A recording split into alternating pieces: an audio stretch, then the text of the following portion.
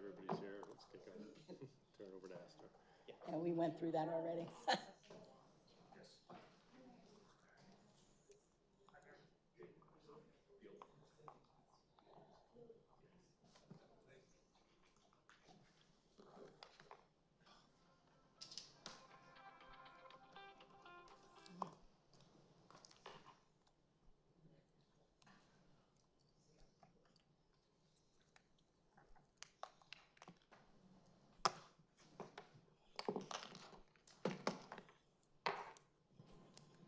So I'm not the chair who starts the meeting. Scott, yeah. All right, we're gonna get the July 10th meeting of the Bethel Landfill Committee started. I'm Scott Brown, I'm the host inspector. Is that in room? Oh, thought we had turned it on. No, just tap it, it should be on it. It's on, but it's just, I don't know if the volume. There's no volume, it's just stand, like, it's the same. So get the July 10th joint Bethel Landfill Committee meeting started. I'm going to turn the meeting over to Astor to go over the landfill operations. And I guess there's a slight deviation on their section 4. We're going to try and get the flare operation and gas collection section and the update on the Archaea energy plant. Pull that to the front of the meeting to accommodate. Thank you, I appreciate that. So go ahead, Astor. Yeah, so for the landfill gas too, so I guess in June, Archaea came online to start commissioning their equipment, and that's where the gas is going for now. Was that? I just in June, I don't, do you remember the exact date? Yeah. Yeah. So, I mean, that's the. Excuse me, just for a second. Can you hit the mic? Thank you. So, I mean, with Priscilla, with that, did you, because we have Jake and I'm not sure who the other gentleman is, but we have some. You guys want to sit up here while we're talking about this? Absolutely, grab 2 chairs.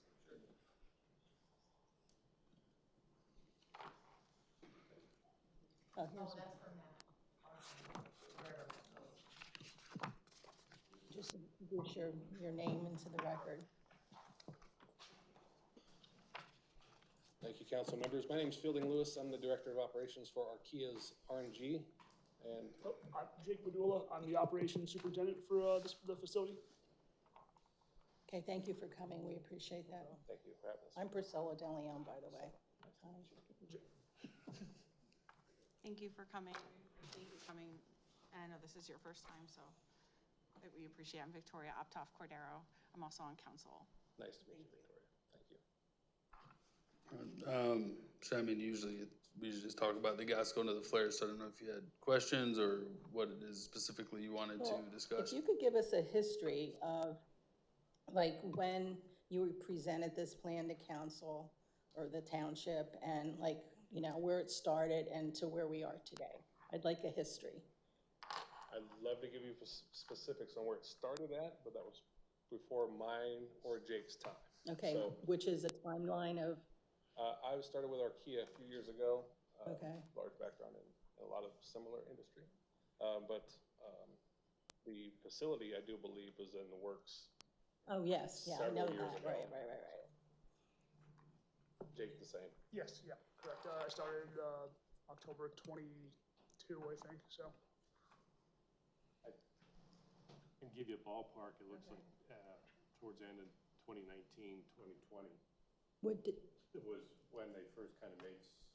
Give me that date again. The township. Bethel renewable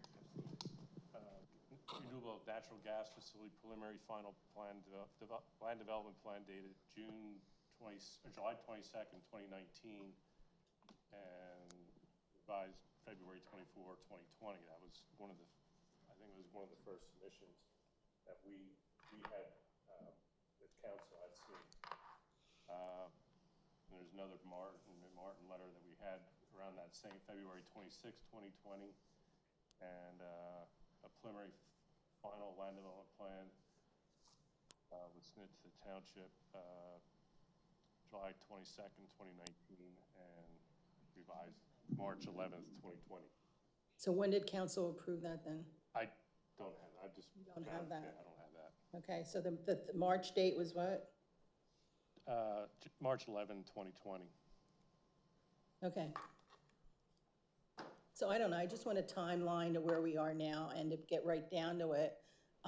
Residents, council members are not happy with the hourglass or whatever you're calling that flare that goes on and lights up the whole side of that area. Not happy at all. Understood. Thank you for allowing us to come and explain kind of what the facility is, its purpose. I'll give you kind of what the statement we have to share first on flaring, right? Flaring is a normal event that the landfill uses also to. Can you use the, I'm sorry, we have a YouTube channel that broadcasts us, but nobody can hear it on the other end unless you're talking to the mic. I appreciate, I know it's like, it's a little complicated that we have to us up here, but unfortunately our tech system isn't. Absolutely. The greatest at picking up your voice unless you're like right on top of Yeah, it. Yes. okay. Thank you. So Archaea Energy's renewable natural gas facility at the Bethlehem landfill comes online. It will be conducting what is known as commissioning. And during that commissioning, of course, safety is our highest priority. During the commissioning phase, neighbors and others may see an orange flame coming from the landfill, which is a little bit more significant than what you've seen in history. This flaring process offers us a safe and effective way to manage emissions when the plant isn't producing renewable natural gas. Over the past several years, the landfill has been equipped with a methane flare to limit their emissions. Once the RNG facility is fully operational, landfill gas will be turned into renewable resource, and the RNG will be put into the local natural gas pipeline. We maintain an open line of communication with local authorities and appreciate the public's patience as we prepare to safely go online. That being said, what you see as an orange flame is fully combusted methane, which is not, it is processed biogas. That combustion reaction is basically turning that methane and oxygen into CO2 and steam. So the emissions that the RNG facility is actually curbing overall is making a large impact in the overall emissions as we partner with the landfill. Can you describe the difference between the landfill flare that had been historically burning off the landfill gas and this flare? I understand its purpose, it's not meant to handle the landfill gas, you're trying to convert it into natural gas. But what is the difference between your flare and the landfill flare? There are a lot of similarities between the two flares. However, I will leave it up to Astor or his representative to talk about the landfill operations, and we'll speak exclusively to the flare that we have. We know it much better. Yeah, I mean, the biggest difference, as the neighbors have observed, is that ours is enclosed, so you don't necessarily see the flame outside of maybe a startup, but then the flame itself will go back down into the cylinder and you don't see it. But theirs is. Ours is shielded, but it's not fully enclosed. And it's usually only used for startup purposes or for safety, emergency safety purposes. So it will always be there? No, ma'am. It is there for just those purposes. So ideally, if the plant is running it as is intended to run, you should see no flare. But it's there in case you need to use it? Correct. It's the best way to curb emissions or to safely destruct any emissions instead of it going to atmosphere. So is there any way you can shield it? It is currently shielded, but because of the startup conditions we're in. Have you seen the videos? And Yes, you call that shielded? Is it possible to have the same type of system that the landfill has on your flare so that aside from the initial ignition, I'm understanding from Astor, it then there's no longer a flame shown. Is there a way for your flare, and I understand it's a backup and you have to test it right now, and that's apparently what was going on, but is there a way for you to shield the flare as the landfill does so that the flame is not out? ask that? You did, Okay. but, As it sits right now, there's not that apparatus in place, so we can take your concerns and bring them back to our folks to maybe look at that again to see if there's a ability to do something different with the style of flare that we have. okay. Another question I have is, with the flare system, I understand it's for emergencies, but are you envisioning that you're going to be able to process 100% of the gas the landfill gas that comes in, or is there going to be gas that you have to divert because it's unusable or too dirty to send into the system? No, historically, our facilities run at 95% efficiencies and 95% uptime, and that's 365 days a year, 24 hours a day. So to say that it's gonna run 100% of the time and never flare ever would be not accurate. But I will tell you that it will run the majority of the time, because that is our goal, is for the plant to run 24/7, 365. So, while it's running though, I guess my question is the gas that you accept in, like all of the gas that's piped into your facility, is all of it being converted, or is there a portion of like residual or parts of the gas that you can't put into the system that you have to do something else with? Fair question. Yes, all the gas available from the landfill, we will be able to process at the facility. Half of the gas constituents that come from the landfill is not just all methane, and that's really what we're trying to recover and put into the local infrastructure for the gas pipeline. Roughly half of that gas stream is made up of CO2, Okay. carbon dioxide. And we do safely destruct that per our DEP air permit to our thermal oxidizer, which is an enclosed type flare. Okay, so you have a thermal oxidizer enclosed flare that gets rid of the CO2 compounds of the gas. The other components of the gas, you convert to natural gas and pipe to the system. Yes, ma'am. So is this other candlelight flare designed to be a backup for the components that can't go to the natural gas line? Or when does that flare go on? The candlestick flare that you see that is obviously prevalent while we're starting up right now, you should only see during a startup condition, and it'd be temporary. Right now, it's probably on more than you would like to ever see it on, and I'm sure that it's bright. But due to the natural gas pipeline not being necessarily as ready as we are to produce, is why we are working bugs out of that system during the commissioning phase. And that's why it's on a little bit more than it would ever be normally. Okay. And I understood that. I heard somewhere along the last couple of weeks, somebody said there was a difference in your readiness versus the natural gas line readiness or the electrical system. So during that, what was the time that you were ready to process that you had this issue with the natural gas line? Do you remember what date that was?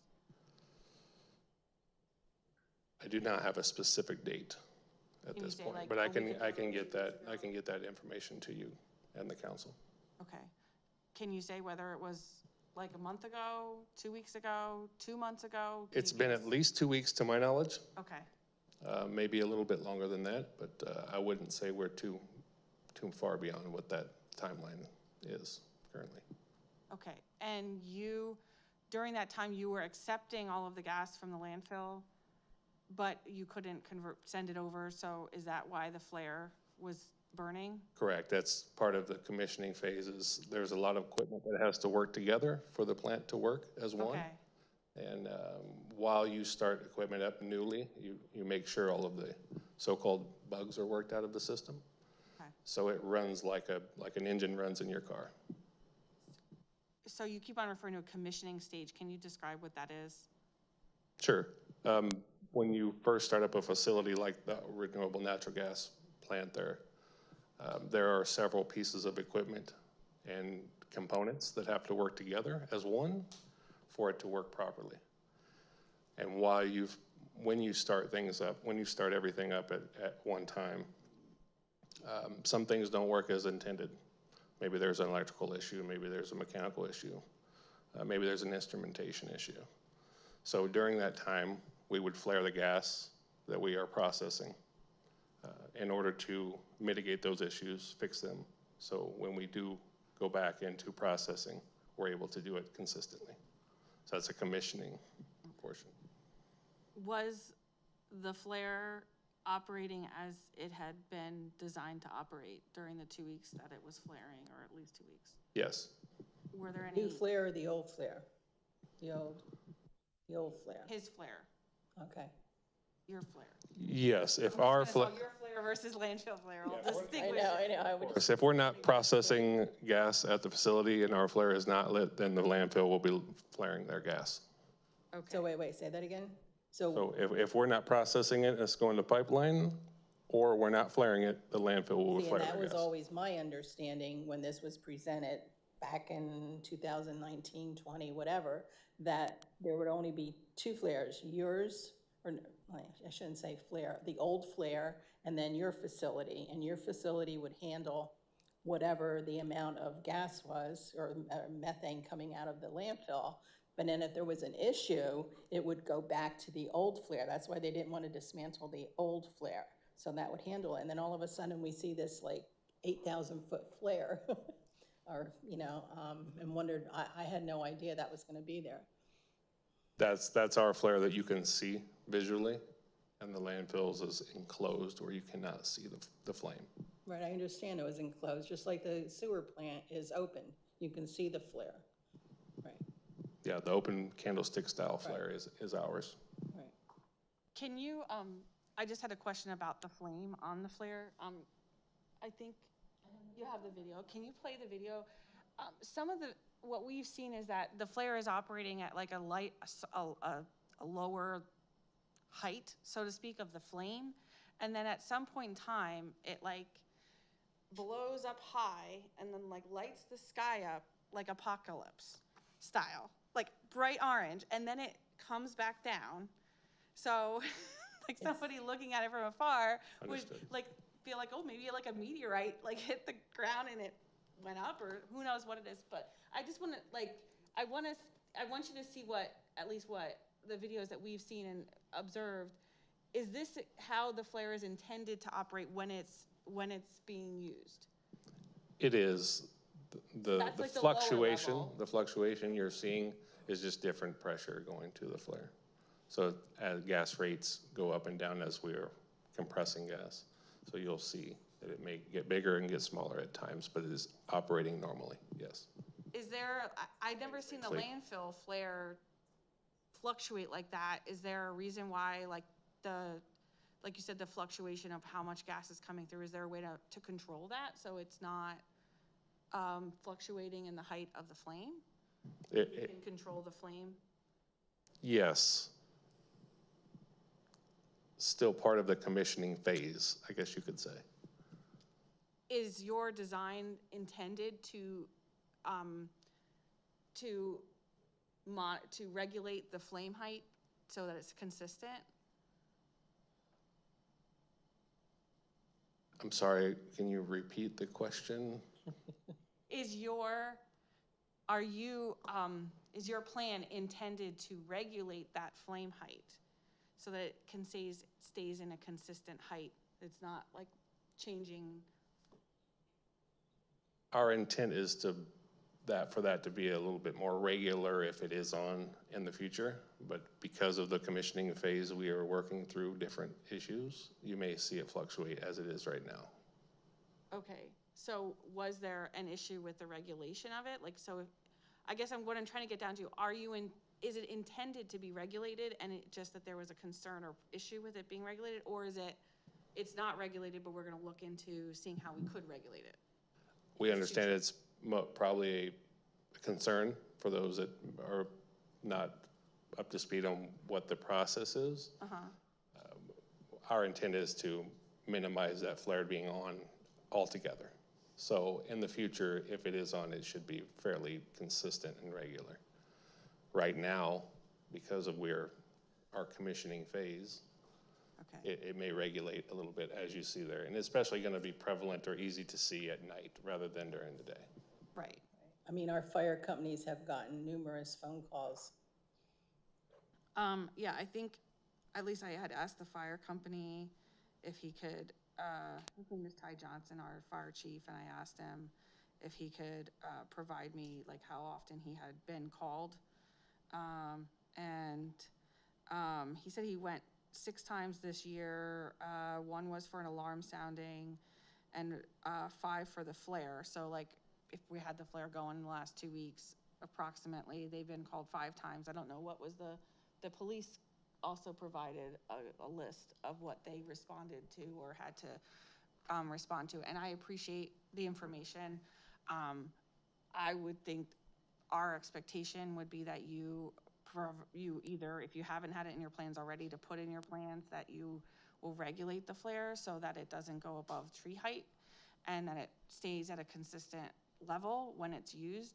And the other question is, do you have, I know it's an emergency flare, during this commissioning phase while you're trying to figure out how to do that, can you ship it back to the landfill right now? Can that be something that you're doing right now until the other parts of the commissioning phase are Right, so then the flame wouldn't be there at all. right now?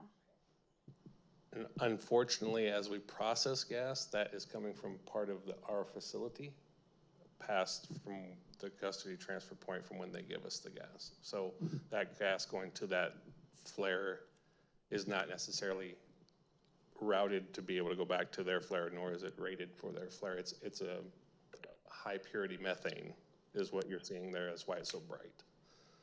So what they, and of course, there isn't any CO2 in it. It's ready to go to the pipeline. It's just bright because of full combustion is gonna give out that kind of light with methane. So there's a breaker system, or there's a point in time in which you cannot go back, so to say. Correct. Do you want to? Well, I guess earlier on you said it's gonna be up 95% of the time it's functioning. So in essence, the flare, you only ever see the flare 5% of any day or any year. Our goal is 95% or better, yes. 95%. So, and then also, I'm assuming you need the gas flow, when you're calibrating your equipment, you need the gas flowing in there even while you're doing the calibration. So that's why it's Correct. going getting to the flare on, but you need that gas to do what you gotta do to make the adjustments. Correct. Okay. If our plant was to shut down, then all the gas would be routed back to the flare at the landfill. The old flare. Correct. So is there a way that you could notify the 911 center that the flare's there? Because when people call in, they can maybe kind of tell them, like, oh, that's a normal thing, I don't know if that can happen or not. That can happen. We need to communicate with our local Right. authorities to make sure they have the right people involved and informed. So I'll take that as an action item. Okay, I'd appreciate that. How much longer do you intend the commissioning period to occur, like where it's flaring, like on a regular basis? Optimistically, by the end of the week. Okay. That's like in 2 days? Realistically, potentially next week. Okay. And then that's where you would hopefully be able to convert to the 95%. Ideally, we won't have the flare on at that point. That's the game plan. We do not like that flare just as much as, probably not quite as much as you don't like it, but it does us no good either. I So understand assure it you, doesn't make you any money. we want it off as well. Yeah. Okay. Is it possible to have an action item that you could come back to us and say, like, we were able to calibrate? Thank you for the word. It's like recalibrate your flare so that it's not and provide some, like, so that it's not as bright, and when you do have to use it, so it's not so shocking for the community. Can we ask for that as an action item? There's a lot behind answering that yes or no. To be honest, there's a lot of engineering that goes into a facility like this, and it takes a lot of people with a lot of smart people to put their brains together to make sure that happens right. That takes a lot of counsel with a group of folks to make sure they can attack this the right way. I can bring this concern from the community and the council to our senior management, yes. Okay. Would it help you? I know that, you're here and I appreciate you coming, and spending your time. Would you like a letter from council to support you in that effort? Is there anything that we can provide to help you in providing the information for them to understand why we would necessarily be asking for them? And I understand it might be a modification to what you had initially submitted. If you feel it necessary, by all means, sure. Okay, our next meeting is the 24th. Yeah. So we can put that on the agenda. I think the more open the communication lines are, the better. So if you have any updates about when you're converting from the commissioning stage to the online stage, just gonna call it that you could let us know right away. And then, hopefully we can open a line of communication with you about addressing the flare and what it will look like when it's used in the future. And for now, somebody said it got shut off, or that you guys shut off the lines and sent it back to the landfill. Is that true? So if our facility is not running, the landfill will flare their own gas. Okay. But right now it's running. Correct. Okay. Is it flaring today? It is flaring. It is flaring today. Okay. I'd love to speak to all the details, but there's a whole lot that I would probably want to make sure I explain the right way, which is, there's nothing unsafe about the flare. I know it's a eyesore, but it is very safe, and that is intended to do that. Just so you know that there's a lot of folks that made sure that it is in the right place, it is sized correctly, it is made of the right materials, and everything around it is of safe distance for it to be at maximum capacity without an issue. So it is a safe apparatus. It just looks bad. So during the day, you don't technically see it, you only see it at night? Is that I what wouldn't say that, understanding? no. You could probably see it during the day, but not as prevalent. Not as bad. Not as prevalent, Right. no. Right. Is there, sometimes, like when you're on I-78 or 33 and they build sound walls, is there any way that you could build some kind of a wall that would like hide it? I don't know. Just thought Along I'd with throw any, that out there. along with any concerns the council brings or community brings, we'll definitely take that back and discuss that with our senior management group.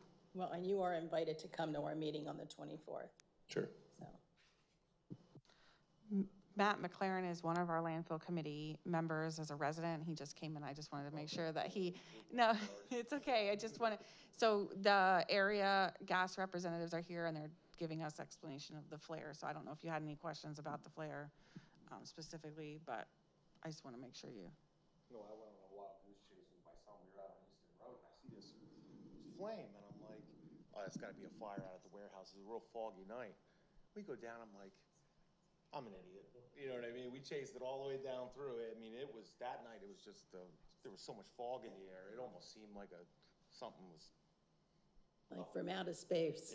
Yeah, exactly, so. Well, I asked. Well, I agree.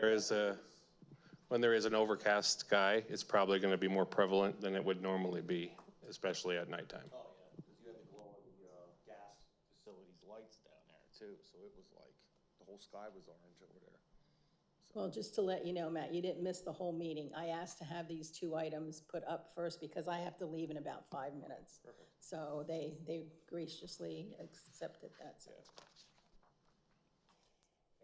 Well, I can't think of any other questions for me. I guess one last thing, I did find the date of August 19th, 2021 was when the plan was approved. Okay, I'll look that up. Do the plans have any, we don't know if they have any specifics on the regulation or the calibration of the flare? You don't know that? Okay. I wasn't around during that. Okay. Okay. The plans were just land development plans, so I don't. Yeah, think you there's just, a lot yeah. of technical operation, how the flare, that would be. It was just a site plan type thing. Have you had any communications with DEP about the flare?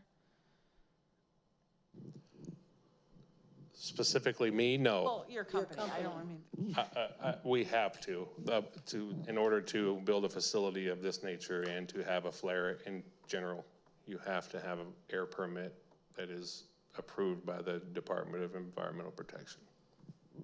I think I've seen the permit. I'm just curious if you've had any communications with them about the flare since you started the commissioning process and the. Prior to us starting it up initially, I'm sure there is a period of where you have to make a notification before you start up. Yes. Anything after the commissioning, after the startup? Not unless they communicate with us, and we of course take any sort of compliance extremely seriously. Okay. So. Do they have any concerns at this time? Are you aware of any? None. Okay. I appreciate you coming, like I said, and I really look forward to hearing what we can do to put some of the more mitigating components onto that flare so that it's not as visible. We're not trying to keep you awake at night, I assure you, that's not our goal. We want to be as quiet and out of the way as possible and improve the air quality in the community. That's the purpose of this facility. I appreciate it. Yeah, I Priscilla, do do you too. have? No, I think we're good. He answered a lot of my questions, but like I said, you know, we'll learn more between now and the 24th, so. I appreciate it. There is a resident wanting to, do you want to ask a question about about the flare specifically? Yes. Hello. Yeah, can you give me the mic? I'll just give you this one. No, she has one. Is it on? Yeah. Need this? Okay. He does. Oh, Oh, like I'm only gonna do this. There we go. Okay. Donna Louder, Still City resident. Just a few questions for you guys. I know that you're with Archaea. How long have you been with Archaea? I have been with Archaea since July of 2022. Okay. And Jake has been with Archaea since October of 2022. Okay. And what is your background as far as renewable gas? Like, have you done this before and you moved into a different company, or is this like I'm gonna get my hands and feet wet right now in Lower Saucon Township? No, ma'am. Okay. I have over a decade, over 12, 13 years of experience in this industry of all variety, from the entry-level operator to the senior manager. So I understand, and the community member. So I understand where you're coming from. Okay, because we did have a company come into Lower Saucon and work with the landfill, and I think they used to make chocolates before, not sure. But anyways, it was a disaster. And that was one question. So the other thing is, your facility sits there. Is it manned 24/7?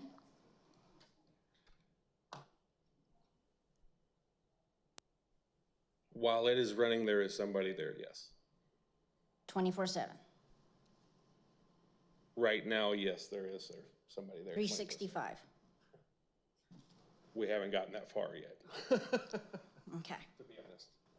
There are three dedicated operators at that facility. Okay. They all share a schedule which covers 7 days a week with an on-call responsibility. Okay. Is it monitored by a computer? Yes, ma'am. Okay. So once you get online and the flare is pretty much just there for backup, for service to whatever would happen in the plant, what's the next step? Like, where is this energy going that you're creating? So we take all the landfill gas and strip everything out of it besides methane. Correct. And then that gets injected into your local natural gas infrastructure pipelines that goes to your community, to your businesses and residents. Is that part of the company setup? to inject it into the community's pipelines? There's very high standards on the quality of gas that has to go into that pipeline. I understand. Yes, ma'am, that's the normal path. But is it already hooked up? Or do you have to run pipe down to Eastern Road to the UGI plant? No, it is hooked up. However, the reason why we're flaring so much right now is because of that connection. I'm not worried about your flare. Sure. I don't like seeing it, but I'm not worried about it. Yes, it's I'm connected. more concerned about the next steps, because I'm assuming that you have all these years' experience, you can pretty much tell how long it's going to take to get this plant up and running to your 95%. And if you're telling me next week, then that's what we can expect next week, right? But just to jump in real quick, I think the issue right now is that it's out of yours and our control. It's with the people that are accepting the gas that are having the issue. So. And who are those people? Well, it's TC Energy. The gas utility is TransCanada. Well, maybe somebody needs to call them. Oh, we've called them every day. Every day, every hour, it seems. We're waiting on them to do their part. And What do they have to do? there is power that needs to be supplied to a portion of equipment at their site that they are having problems mechanically with, And where are they located? roughly a quarter mile from the facility. As in physically where the injection site is at, or where their office is at? Where's the guy on the other end of the phone? He answers the phone, but we're pressing them very hard. Okay, I'll Very I'll take your word for it. And what is the name of them again? TransCanada Pipeline is TransCanada Energy is the utility, which I do believe owns the pipeline, but it's probably UGI that distributes gas to the community. And I was gonna just ask that question, because I heard it was UGI that there were. Okay. And, hold on.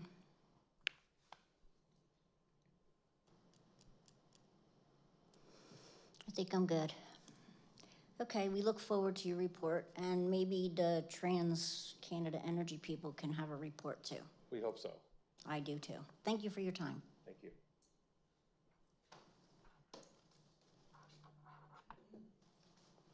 Go ahead. Hi, my name is Russ Sutton. I live in Steel City, and I have a couple questions. What you're burning off at the flare, you're producing CO2, correct? That is the reaction of a flare, yeah. Yeah, and that's a greenhouse gas, correct? It is. CO2. I don't know exactly how to answer that question. Yeah. I'm not an environmental scientist. Right, but CO2 is an environmental gas. The next question I have, if you have a malfunction at that plant, what kind of alert system do you have for the neighborhood?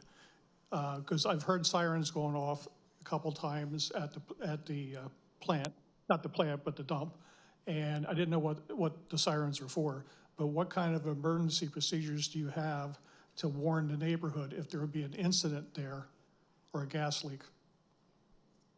If you've heard a siren at the facility, it's for emergency purposes, testing purposes. Okay, As we bring up a new facility online, we have to test everything to make sure it works properly and document that accordingly to OSHA standards, all sorts of process safety management standards. okay,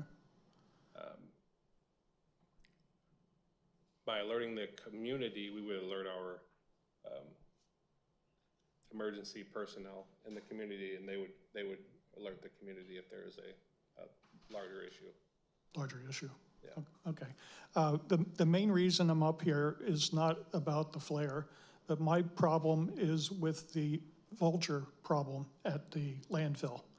I have many pictures. Russ, I just wanted to isolate the comments about the flare flare? for now. Yeah, I Okay, think I'll like do that general later. comments about the landfill, we could take at the end after the rest of the meeting. Okay, that's fine. Do you have okay. anything else about the flare? Just the flare, I was concerned about the CO2 and their warning systems in case something would happen at the plant. That was my major concern. Because we've already had a major derailment in our village, which could have been disastrous if there was leaking tanks, but there wasn't, we're fortunate. And there was just a derailment in Bethlehem with Norfolk Southern. So I'm just concerning about this plant, what kind of emergency procedures you had to protect the neighborhood. Yeah, we have to have rigorous safety standards in place for procedures for not only operating the facility, but emergency procedures. Okay. So evacuation procedures, fire procedures, loss of power procedures, those types of things. Do you have fire suppression system? We do, Okay. yes. Okay, thank you. Thank you. Do you have our fire company's information and our police information for like providing updates? I know that you indicated you were trying to work on. We do. Okay. We do. I'd like to say I know what everybody's doing their job right now, and like our safety folks have made those communications. I know they have initially. Okay. But considering the flare going off and not the fire department being alerted right away is an action item I would take personally care of that part. So Appreciate it. I think we're okay with that on the agenda. Any other residents have any questions about the flare or comments about the flare specifically? I'd like to ask one more question. Do you have a personal interest in this company, or is it owned by Archaea? And you're just an employee? I am an employee. Okay. Sorry. I think we're good with that. Thank you. I mean, you're welcome to stay for the rest of it. We like go through all the landfill stuff. I'm sure you saw the agenda. But Sure. we appreciate you coming. Thank you. Thank you, council members. Appreciate it. Thanks for coming out. Thanks. All right, Astor, if you want to start yours off. Yep. All right, so for waste activities, monthly tonnages, MSW in April, we took in 21,243 tons. In May, we took in 20,387. And in June, we took 20,070 tons. For C&D, we took 5,360. In April and May, for C&D, we took 7,136. And in June, we took 6,510. For residual waste, in April, we took 778 tons. In May, we took 1,027. And in June, we took 622. For April, May, and June, we took 0 loads of asbestos. For ADC, we took 0 tons in April. We took 1,640 in May, and then 0 in June. For sewage sludge, we took 509 tons, which was 1.8% of our total incoming waste stream. In May, we took 738, which was 2.4%. And for June, we took 295 tons, which is 1.1%.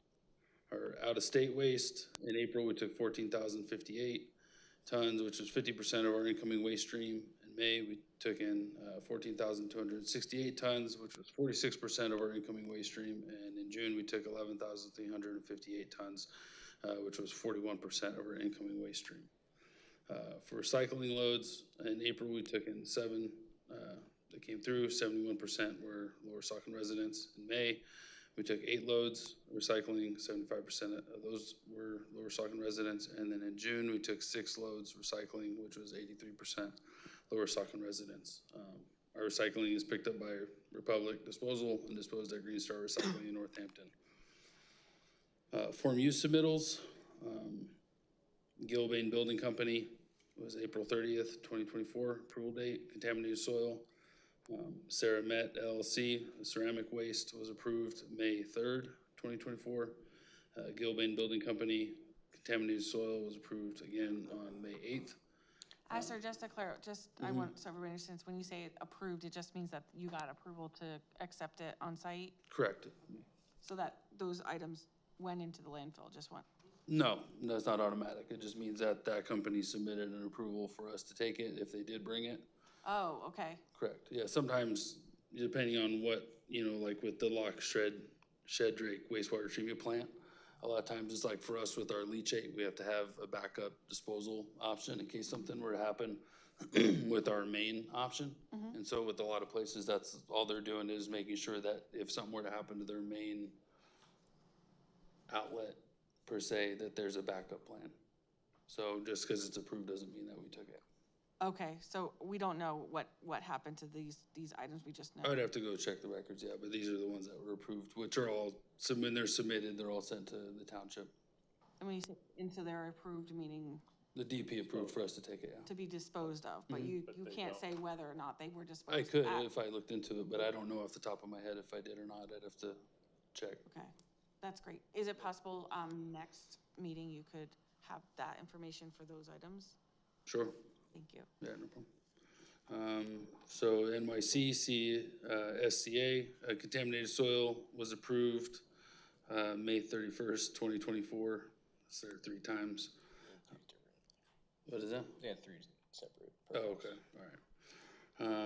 And then I did the Lock Shred Drake wastewater treatment plant, sewage sludge, that was approved, June 6th, 2024. And then, Coke Filter Corporation plant trash was approved, June 14th, 2024.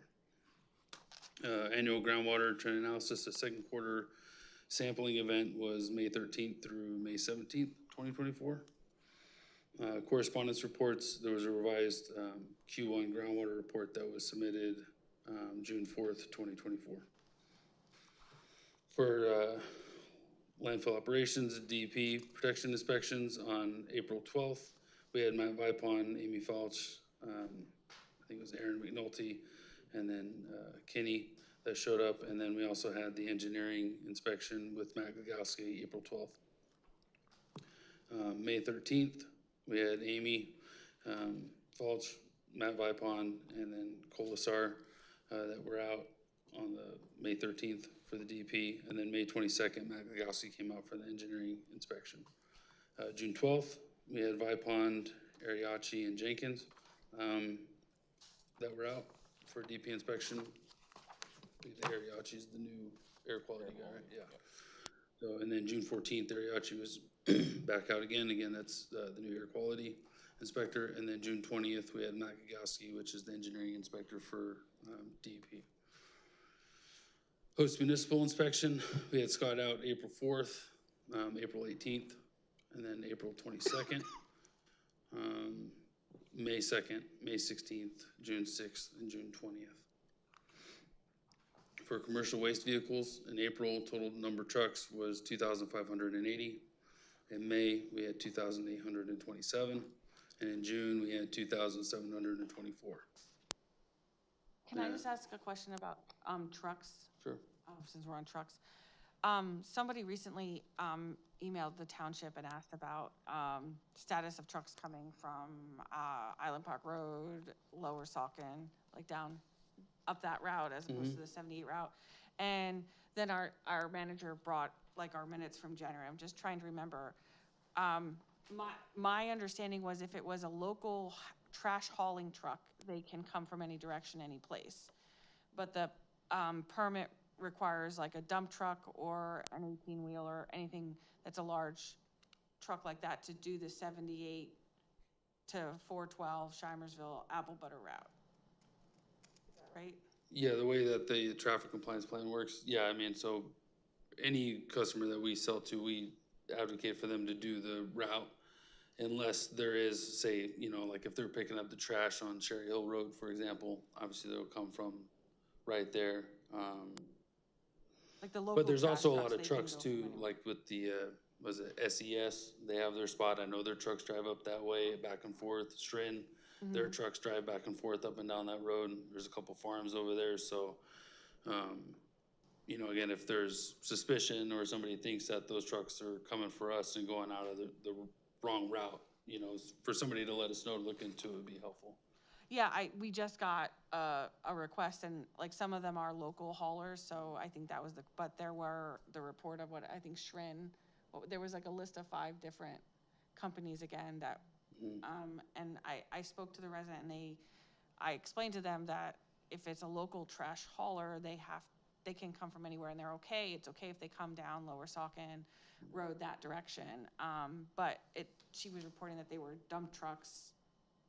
I don't know if they had, and the other question is if it's bringing in like daily cover, do they have to follow the same route? We do ask them to, just to make it easier. Now, I know that road, Lower Saucon Road was, or the Island Park Road or whichever was closed for a while. Yeah.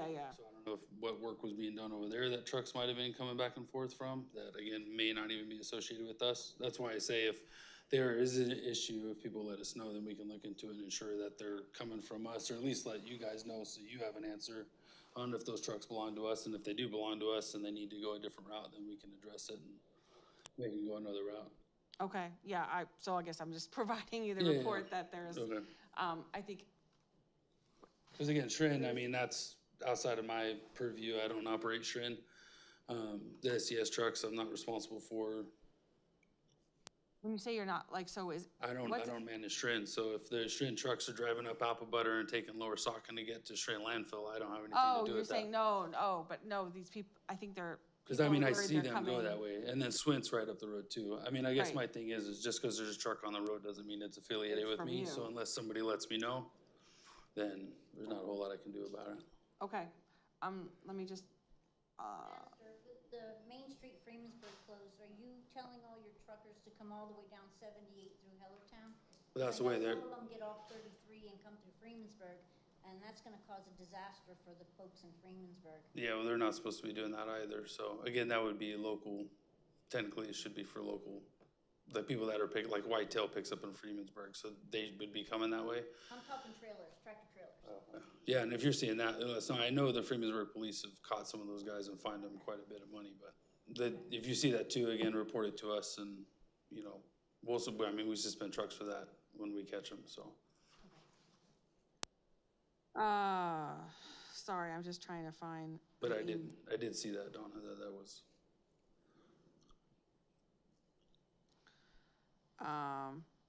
You don't have that email, do you, Kathy? The one that we got from, that talked about the trucks?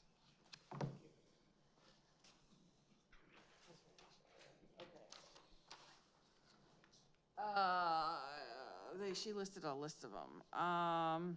Okay, so, Whitehall Disposal, which I think is a local truck. Shrin, Swint, Mascaro, and SES, use the roads.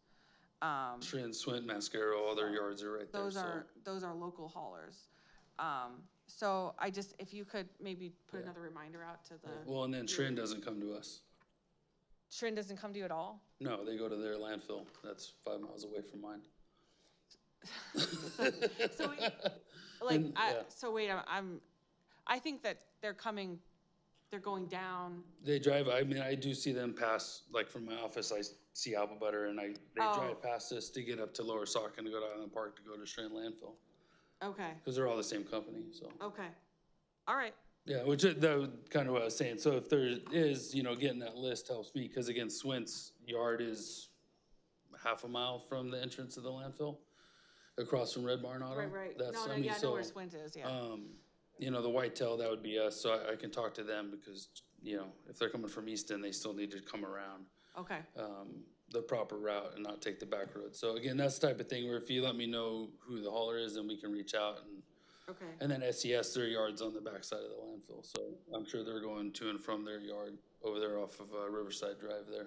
Okay, yeah, I just have Whitehall, Whitetail, Shrin, Swint, Mascaro, and SES Waste. And then same with JP, but JP, they have a transfer station in Allentown, so they may or may not be coming to the landfill, and they might just be picking up over there. Okay. So, all right. But again, that's the thing, you let me know, then I can look into it, and if it is us, then we can manage it appropriately. Okay.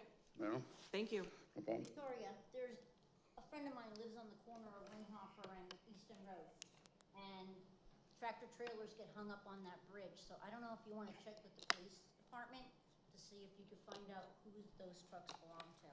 But I know that the tractor trailer drivers can't make that turn and they get jammed up.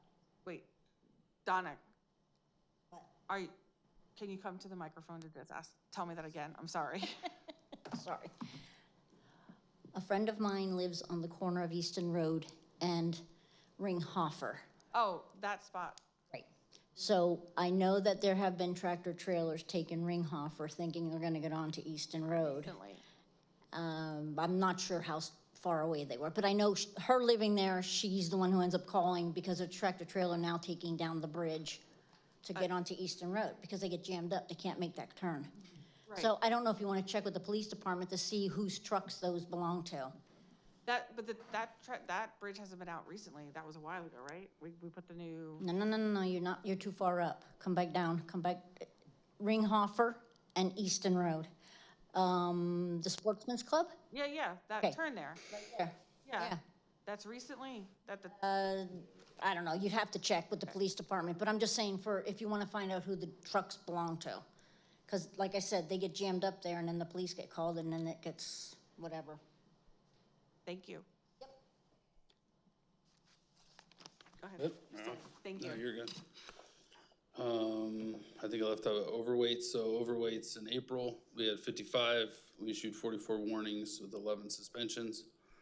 In May, we had 89 overweights with 83 warnings, 6 suspensions. And then in June, we had 27 overweights, 24 warnings with 3 suspensions.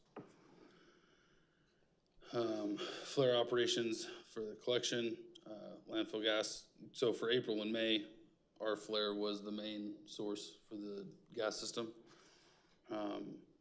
Starting in June, obviously with the RK guys, they went online to start commissioning their plant. So our average flow in April was 3,829 SCFM, and in May, the average flow was 3,948 SCFM.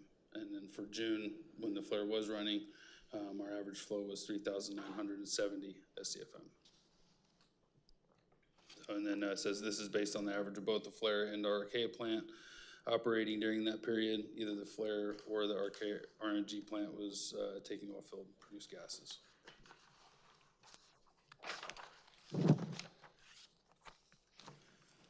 You don't know if, when they finish their recommissioning and that, whether they're gonna be reporting any of the flare volumes like you do? Do you know that? Yeah, take it.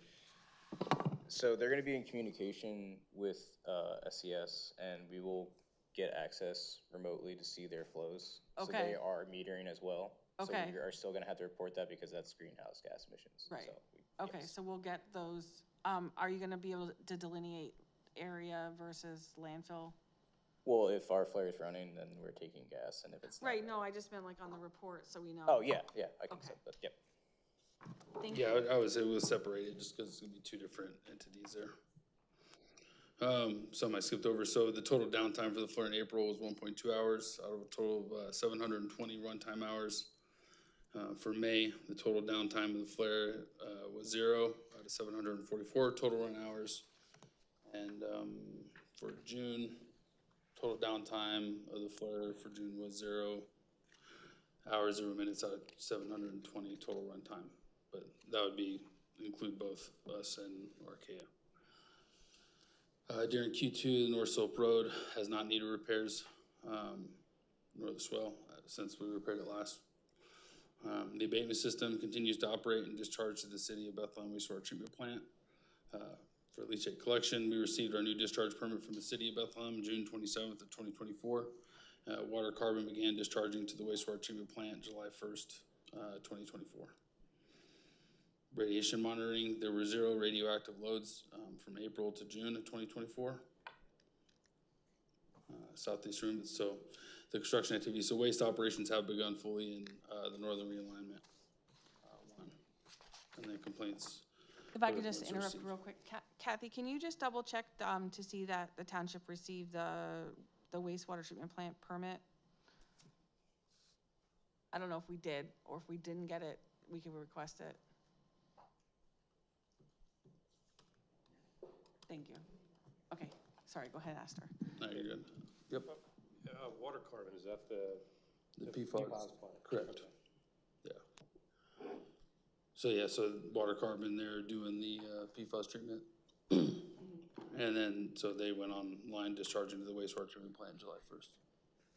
Are you providing levels of your PFAS to Bethlehem now that you started discharging? Per the permit, we will in our semi-annual report. So being the start of the next report, it would be issued to them.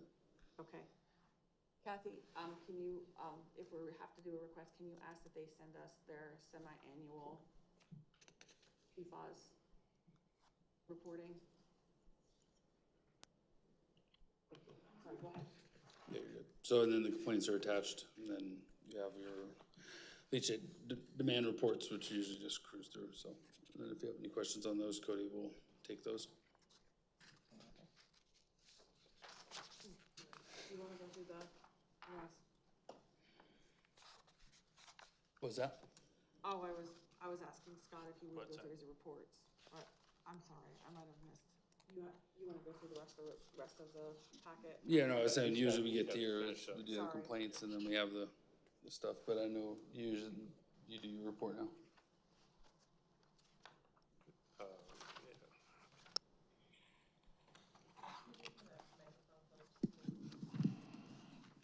Yeah. Yeah, close.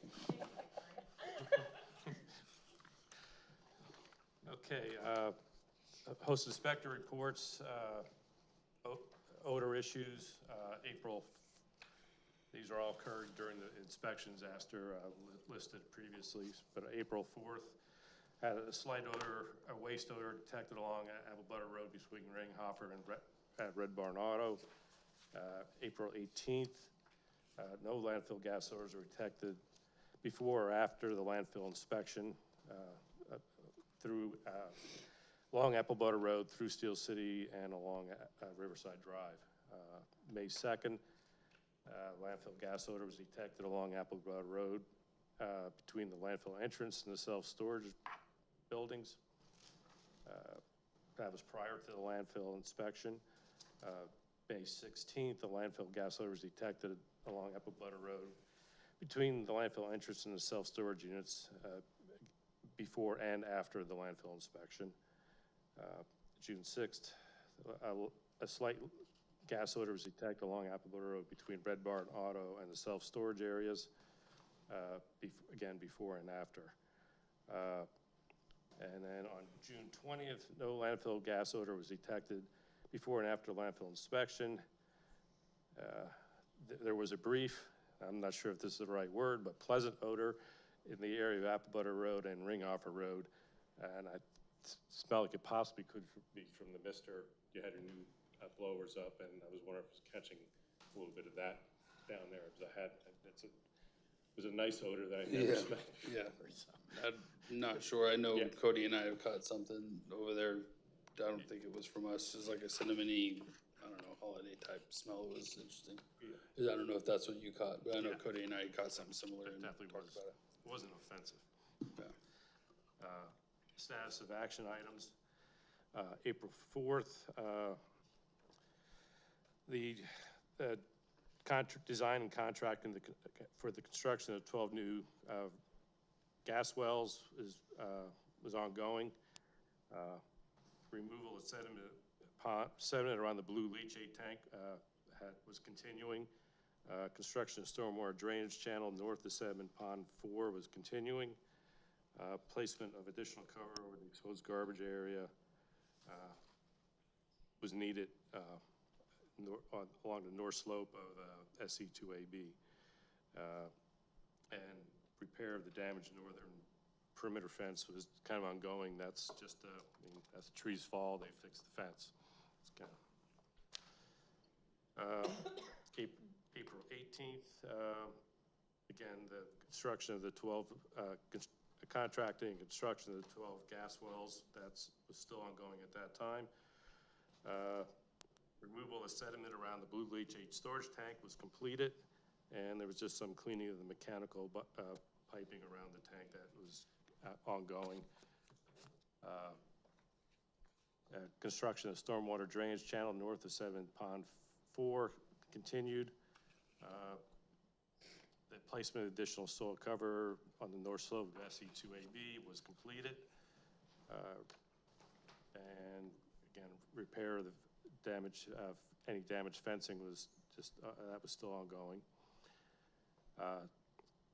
And sedimentation trap A, that's the NPDS permit is on, permitting process is ongoing. And that's the sedimentation trap that's just to the west of the maintenance garage. May 2nd, The gas well construction uh, is ongoing. They were still waiting for the crews to get there. Removal of sediment, I just kept that in. That cementation around the tank is complete. The drainage channel north of cementation pond 4 is still ongoing. And again, the permitting for the sedimentation trap west of the maintenance garage is still ongoing. May 16th, gas well construction that's still in progress. The removal of all the sediment around the blue storage tanks was all now complete. The construction of the sedimentation, the down channel north of sedimentation pond 4 was ongoing. There was repair to the fence was made after the May 2nd inspection. There was some damage, and that damage was fixed. The new portable double mister was delivered to the site, but was not set up yet. And the NPDS permitting for said trap A still is ongoing. June 6th, contract for the construction of the new gas wells had been awarded, and installation would be started shortly. Storm channel, the down channel north of said pond, sedimentation pond 4 was completed. Again, the portable double blower mister was on site but not set up at that time, and the permitting for said trap A still is ongoing. And May 20th, the construction of the gas wells started in the recently capped area of SE2AB. Fencing, just repair fencing just as needed. Setup of the double blower mister is also completed, and that was functioning. Repair that channel. There was a repair made to a erosion channel that was to the north of the access road or to the south of the access road at the northeast corner of the permit boundary. And then sedimentation trap A permitting is still ongoing. DEP, their inspection reports violations. In the April 17th, it was noted there was insufficient daily cover and uncompacted waste. And DEP noted that Bethlehem Landfill has responded to the February 8th, 2024 notice of violation regarding fugitive air emissions by proposing 12 new wells that I was just talking about previously in the recently closed southern portion of cap portion of southern portion of SE2AB. May 13th report had no violations, and again, DEP noted in that report that Bethlehem Landfill has responded to the May 10th notice of violation generated by its April 17th, 2024 inspection. Of the uncompacted waste. Bethlehem Landfill is providing daily photos to DEP to show that they've done the proper coverage at the end of the day. DEP noted that Bethlehem Landfill has responded to February 8th, 2024 NOV regarding the fugitive air emissions. Again, that's by proposing and getting started on installing the gas wells to control the gas odors. June 12th report, there was no violations noted, and it's the same as the May report. DEP noted that BL responded to the NOV generated from on May 10th by providing, and their providing photos as requested to show they're complying with the daily cover requirements. And the same thing, again, noted that they're addressing the February 8th, 2024 NOV regarding fugitive air emissions by proposing to install 12 gas wells in the southeast side of SE2AB. General observations that the DEP inspector noted. Again, on April 17th, he noted that there was exposed waste and inadequate alternate daily cover applied over approximately 75% of the waste. He also noted 2 leachate seeps were observed behind a soil stockpile north of the active working face. And the leachate seeps those leachate seeps were covered by the end of that day. And 2 additional seeps were also noted on the south slope. May 13th, Form 37 construction certification for the final cover was received and approved by DEP. Gas odors continue to be detected at the southeast corner of near the active working face. The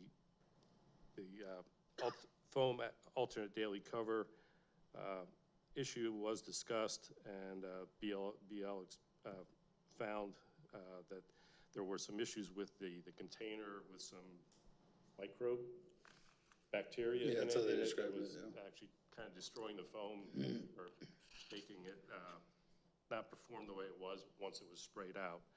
And that issue has been, the tanks were cleaned and seems to be working fine now. 2 leachate seeps were observed in the north side of the active face. Again, and that's whenever we have heavy rains, those seeps can pop up, and you just take care of them by digging into the waste and to help get rid of them. Scouring was observed on the downslope of the north access road, but it was not in an area of active waste, so it's just soil erosion that was occurring. June 12th report, a strong landfill gas odor was detected at the southeast corner of the landfill, and BL was advised they need to install the wells. So that was addressed for the last several months. Odor patrol conducted prior to the landfill inspection noted a slight intermittent odor of liquefied natural gas along Easton Road adjacent to the UGI plant. I guess that's kind of to be expected. A slight intermittent odor of landfill gas was detected on Sherry Hill Road near Apple Butter Road, and a slight to moderate intermediate odor of landfill gas was detected along Apple Butter Road from Sherry Hill Road to the Red Barn Auto. Pretty much a lot of this similar areas where typically it smelled, the issues were occurring. And also the elevated surface emissions between 100 parts per million and 500 parts per million. 500 is the regulatory limit. North and east of the temporary cap were noted, were detected at 350 parts per million. And then they also note some elevator readings above 500 parts per million at the runner pipe. And I'm not exactly sure where this is. I mean, you might be able to help me, Cody. It's above the temporary cap. Okay. On the southeast corner. So I guess they were, that was pretty much it from the major items on the DEP reports. Can I just ask a question? No? Yeah, sure. Thank you. Question on the status of the wells. I know like you're consistently talking about it, and I think you awarded the permit. Where are they now? What is that? They're on site drilling. So today the drill rig was on the south facing slope, about 2 benches down. So they're actually doing the work as we speak right now. There's seven wells drilled. Okay, 7 out of 12. Do you have an approximate completion time for that? Drilling possibly next week, if weather permitting. And so what is the process after the drilling is done to actually have them online and collecting gas? Gonna have to run vacuum to them. And then once they're hooked up to vacuum, then they'll be in line. Okay. Any idea like what that timeline is? You think in like August, September? I'd say end of July to beginning of, August probably. Yeah, putting the header lines on is usually the quickest part, is drilling, getting the drill rig on site and drilling the wells is usually the more time-consuming part of it. So once they get the drill rigs in and getting the header line going, I mean, most, again, all construction's always weather pending, but I would say, end of July is a safe bet. Okay. Can you talk about the daily cover issue from April? Yeah, That's so from April. we've been using this, backtrack a little bit. There was right after COVID, we had an issue getting soil, just supply chain, whatever. And so one of the things we had talked about doing was getting this foam from Atmos. So we got that foam, we've been using it, and then obviously they came in early in the morning and it was dissipating. That's why it says it was 75% covered. So talking to them, and this is also the same material that the DEP is requesting Keystone Landfill to use. So it's something that's used everywhere, but Do you know what I found what out. is the foam made of? Do you know what I'd it have is? to have somebody from Atmos tell you what it's made of exactly, but it's all approved by the DEP. They work closely with the DEP. But the way it was told to me is that inside the tank, it's a food grade quality type material. And so I guess if there's a bacteria in the tank, it can affect the word escapes me that I'm looking for, like the integrity of the material, which you don't see as you're spraying it on, but when you come in the next day and it's dissipating faster, because really it should last like 3 days when you put it on. So when I reached out to them, so all their response and their statements were submitted in the NOV response that we sent to the DEP. And then they, again, came out, emptied the tank, cleaned it, and refilled the tank all on their charge. So, I mean, it's admittedly, the error was on their side, just unfortunately we didn't catch it until DEP came out. Because again, we have the pictures from the day before. We were taking pictures of the daily cover at the end of the day already. And then now it's just a requirement for us to actually send those pictures. But, again, all those information and statements and stuff were submitted to the DEP in our NOV response from that day. And that written response, that was submitted on May 24th, and we always copy the township on that correspondence, so that should be in your files. I appreciate that. I noted on the June 12th DEP inspection report, it seems like there was a subsequent complaint about daily cover on June 25th. That's curious, actually. Astor and I were talking about this morning, because then it looks like photographs at the site submitted confirmed that tarps were in fact being used. So we actually want to reach back out to DEP just to sort of close the loop on this, because we're not quite sure why this comment keeps showing up. Okay. Did you guys see the photos that I don't know if I've seen them, the photos from the 25th? I have not seen them. Okay. So that's still an action, like this item that you're trying to dig to understand, but you have Correct. photos from the 25th that show something different? Yeah, because what is this is post reported NOV where report? we had to send pictures of the cover to the DEP Okay. And you're still sending daily photos? every day, yeah. Okay. Are you still using that foam? Yeah, we still use it with the tarps and the soil. Okay. And I think, Scott, you noted that it looks like the issue with the foam has been addressed because the foam seems to be sticking based on your observations, not dissipating.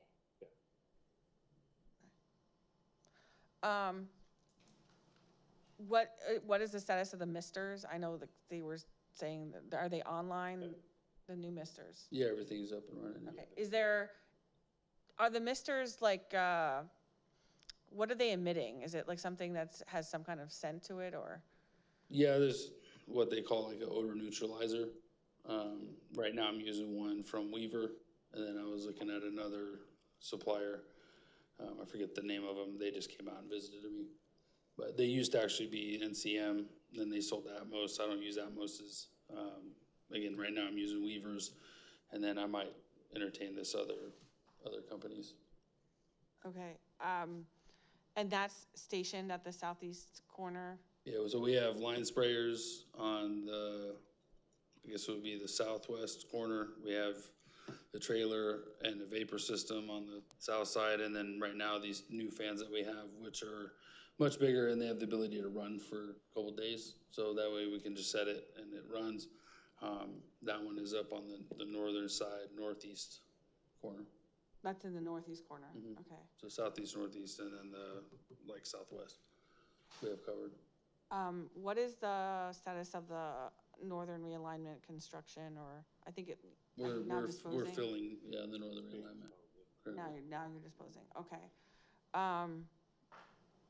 How have your odor patrols been looking at that southeast corner? Are you still detecting issues over there?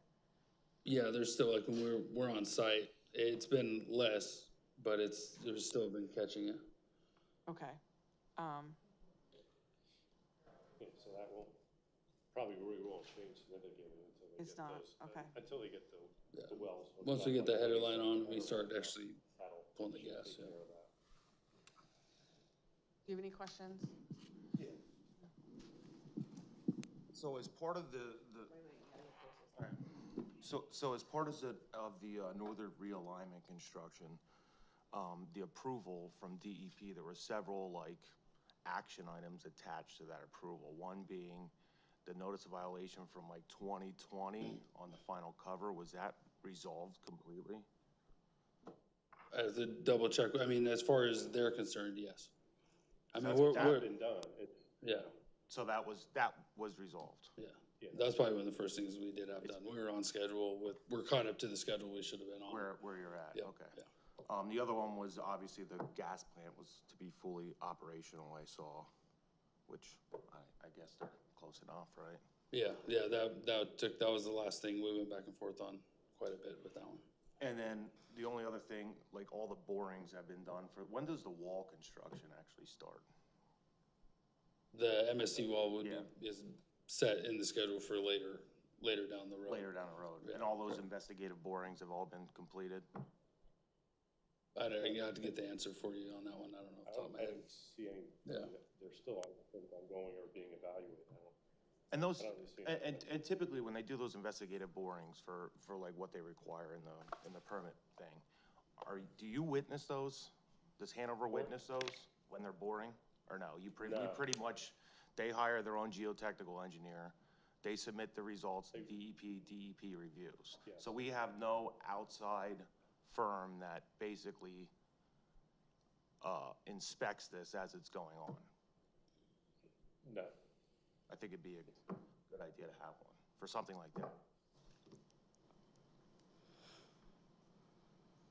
Whether it was done or not to date, I don't know yet, but I don't think it'd be a bad idea to something that massive and large. I mean, some of that wall is, when you want to call it a wall or a berm, is I think proposed to be 90 foot tall. Yeah, it's about 100 feet in some sections. Yeah. And then my last question is, so the elevation you're at right now in the northern realignment area is actually higher than what was already proposed. That's just temporary. Your final grade matches what would have been in the western, the western part of the landfill where that MSE wall is, correct? That grade across the top should be flat. Yeah, so with construction 725 done. feet from Yeah. sea level is our permitted height. And that's already established on the western portion of the landfill that's complete by the MSE wall that's already there. That's at 725. Yeah, that's where they would have stopped on that, yes. So that's 725, because I noticed the pile you have up there now looks like it's. Yeah, so that part on the western side is not, I mean, it settles with the landfill over time, it does settle down. And we did a flyover in May and we were within our limits in May when we did our flyover. On the northern part where you're at now. Mm-hmm. Just from looking on the ground, it looks like there's a 30-foot difference between the old section to the new section. So you're telling me it settled And that should just be the appearance of things. Yeah, from I mean, I Facebook. had my concerns with it too, because it was higher, but again, when they came out and flew, you know, I was So, told it's within my If limits this there. is the landfill, this is Apple Butter Road. Yeah. This was the old section where the MSC walls made Right. the water tanks up here. This section of landfill on this side looks like it's at least minus 20 feet from what they have stockpiled up here now. The northern realignment walls kind of come around like this, right? So this section of landfill looks like it's a lot higher than what is already completed on this section. If you're looking at the mountain from Freemansburg, yes. There's a pointer on the table. Okay. No, I don't need it.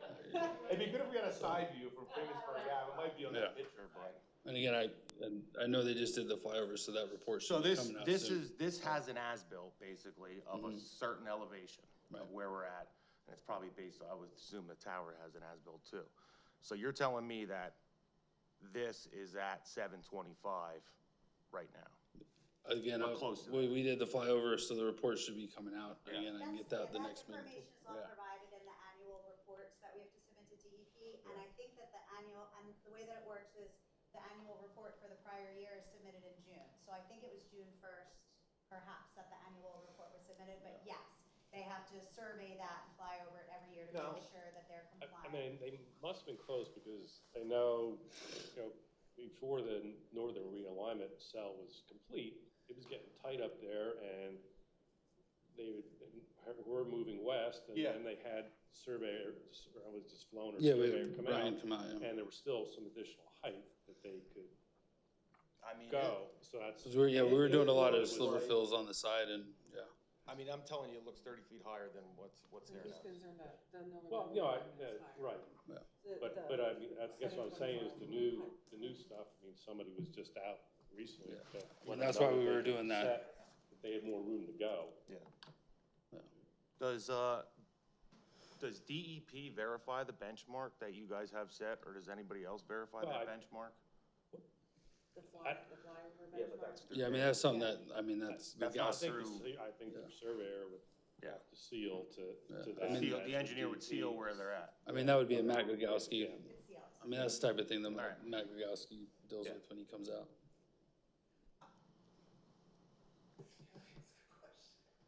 We're just gonna, I I'm wanna finish done. the committee members and then, after that, Matt just said he was done. okay. Yeah. So, we have everybody just come one at a time to the speaker, so. Go ahead, Donna. What we're gonna, so what we're gonna do at this point is like, all your questions is now your point in time to ask it. When you're finished and you sit down, we're gonna move to the next person, and that's how we're gonna go through this part. The report that was up, it said that there were hits above the ground, DEP inspection, that were above the 500 ppm, I think it was, limit. I guess you would probably be the best one to ask this. Was there any ballooning? No. Under temporary cap? No? The parts where they had the hits were the extraction wells that were on the temp cap. Okay. I just didn't know if the temporary cap was lifting, because I know that had happened.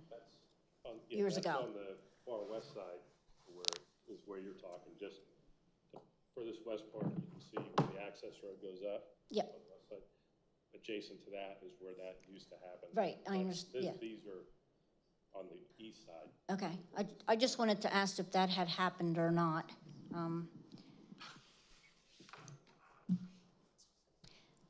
The daily cover. And I'm going to stand here and say, I told you so. Every meeting I came to from January, February, March, and I kept saying how the daily cover used to take care of this. The daily cover used to take care of this. Now you got your hand slapped. The daily cover takes care of it. And dirt takes care of it better than anything else. So this foam, is it a approved cover from the DEP, or is it a recommended cover from the DEP? It's an approved cover from the DP. Again, it's something with, not that I don't have any affiliation with Keystone, but I know as part of their violation that they got, it was required from the DP to use for them. So, but again, for us, we're a dirt poor site. Generally, for landfills, you know, if you're taking dirt from one area to fill, right, then you have an excess of dirt. We're dirt poor because we do these piggybacking situations, so we're at the mercy sometimes. So like I just spent 60,000 yesterday on buying dirt because again, like we just can't find it out there, so we're hitting the quarries. That particular time, when the reason why we even started using the foam is I couldn't even get dirt from the quarries. Like we were trying to buy it and we couldn't find it.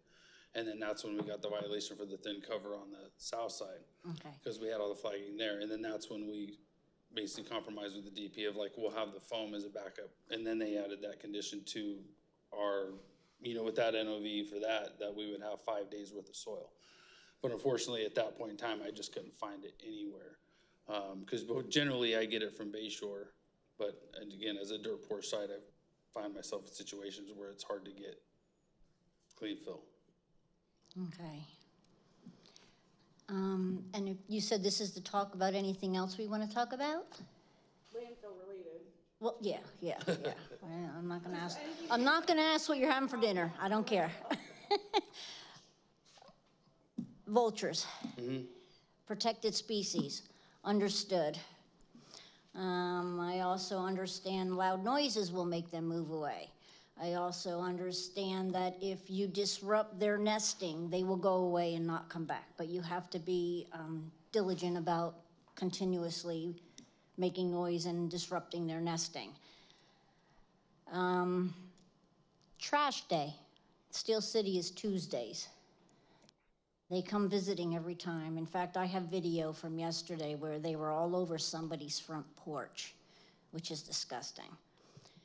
They usually sit on the Mennonite church in Still City on Tuesdays, but they were all over.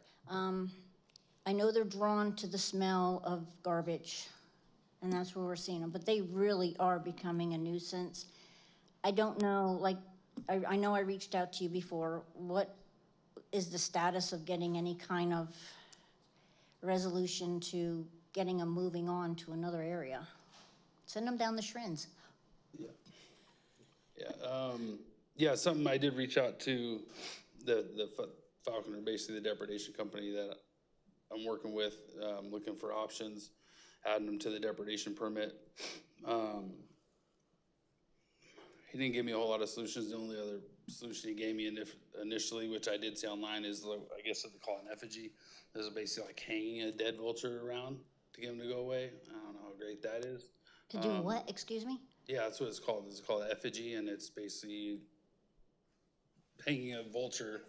Yeah, but it's a vulture. Oh.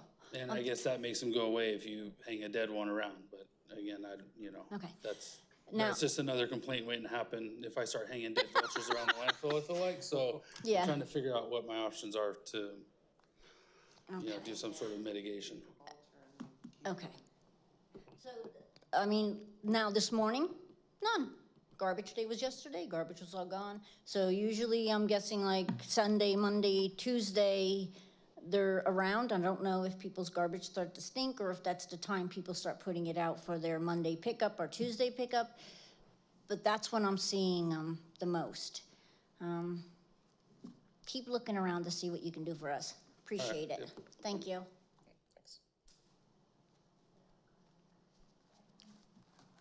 I have a picture here that Matt was referring to about the height. You can see the originals here, and you can see how much higher this one is.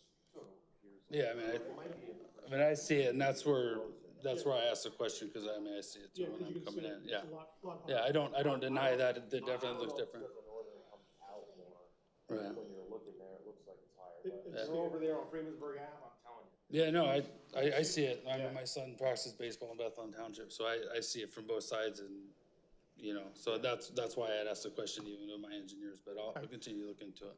And I have a couple questions. Where you have your tanks, your blue tanks, are there any kind of retention ponds around there to prevent spillage? The blue, I'm not sure. For Storage tank? Yeah. The one tank that's on The site? leachate tanks, are there? You're saying tanks, I only have one. Well, yeah, but is there a Yeah, there's secondary. There's like a berm there that prevents it if there's spillage? Yep. Because that's right on the very top of the mountain. That, you're talking about the water tower, Yeah, it's you're the not. water tank. Water tower, I'm talking about You're the talking about the, leachate you're talking about tanks. the 2 diesel tanks that were used to owned be by the- the tank farm? Used to be the Those are tank farm. empty, and we don't use those for leachate. Oh, you're not using them? Nope. So We have no, where's we have your- no attachment to those other than we own the property that they're on. But So- eventually they'll go away. Oh, okay, because, well, where is the leachate tank?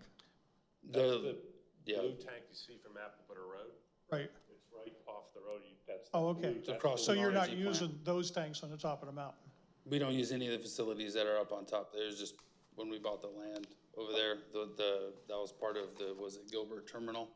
I Okay, believe, with NRG was the owner that we bought the property from. So I mean, Right. there's You office own the buildings up property, there. though. We own the property, but we don't have any pipelines or anything that run up there, that, there's no leachate going up there. There's nothing in those tanks. The tanks are empty. okay, because I And saw, that does have secondary containment, fire protection, all that, but it's all, yeah, I just saw a lot of work going on up there, and I didn't know what it was. yeah, that was part of the RNG plant and them tying into the Oh, TC okay. Energy line. I have many pictures of the vultures, and at any given time, I can count between 500 and 1,000. And I used to be a biology major, and I used to study migratory patterns. And they do not migrate because they have a feeding source there. And they roost in my backyard. They wake me up 3 o'clock in the morning running across my roof, about 60 at a time, or they're staring on my balusters looking in my front door. And the whole neighborhood is full of vultures, and basically they're flying rats. I called the DEP, the EPA, the Health Bureau.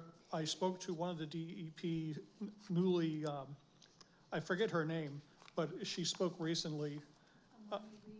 What's that?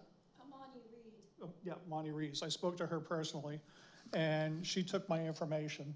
And the thing is, they're a vector problem. They're an infectious vector, and there's also avian flu now, and they can spread that as well. And this is from Wildlife Management from Agriculture Department of Pennsylvania.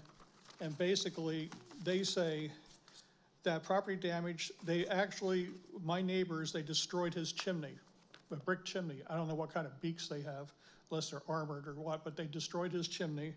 They tear and remove window caulking, screen enclosures, roof shingles, vinyl seat covers from boats and tractors, windshield wipers, door seals on cars, and plastic flowers. They loaf on roofs, the house, office buildings, constructions. And there's a major problem there with St. Luke's because you have medevac.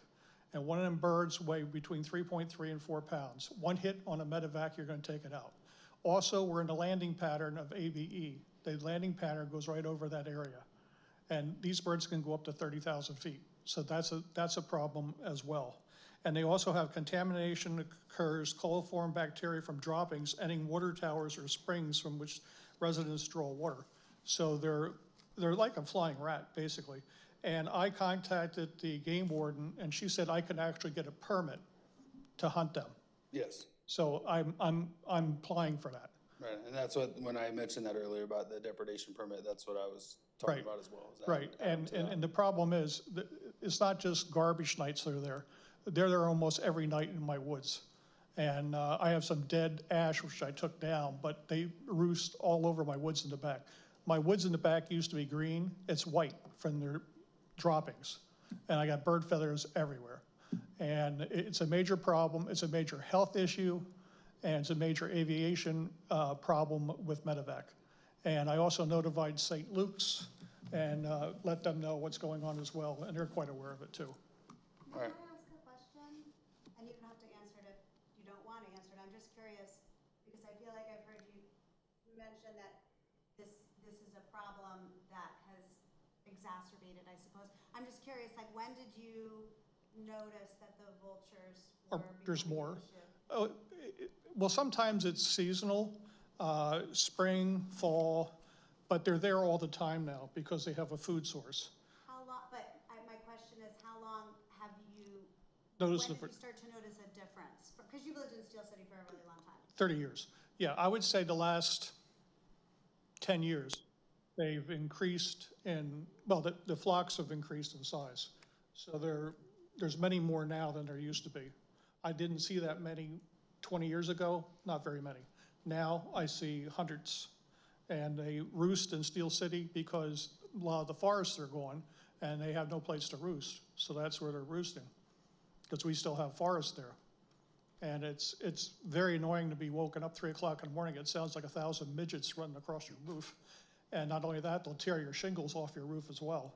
So they do damage as well. And you know, I don't appreciate cleaning bird shit off my cars every other day from the vultures.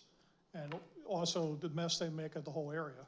And the thing is, they're an infectious vector with avian flu and who knows what else they carry.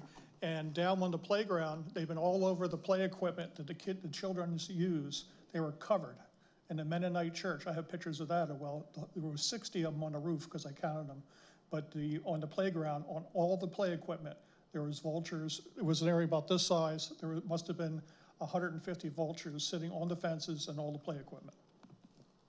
I think what maybe we could possibly do, like from the township's perspective, is we can do a letter indicating we have these concerns. So if there are like other residents, like Ms. Louder and anybody else in the audience, you have photographs of vulture stuff going on, and you can provide a date for when that happened. Yeah, dates on the back. You could send them into the township, and then what that we can do is we can direct our township to write letters to the DEP and ask that they see what options we have as a township working with the landfill to try and mitigate those. I think the other question also would be the elevation on the northern realignment. I noticed we had less of them when you were using air cannons, but I guess the people complained about the air cannons.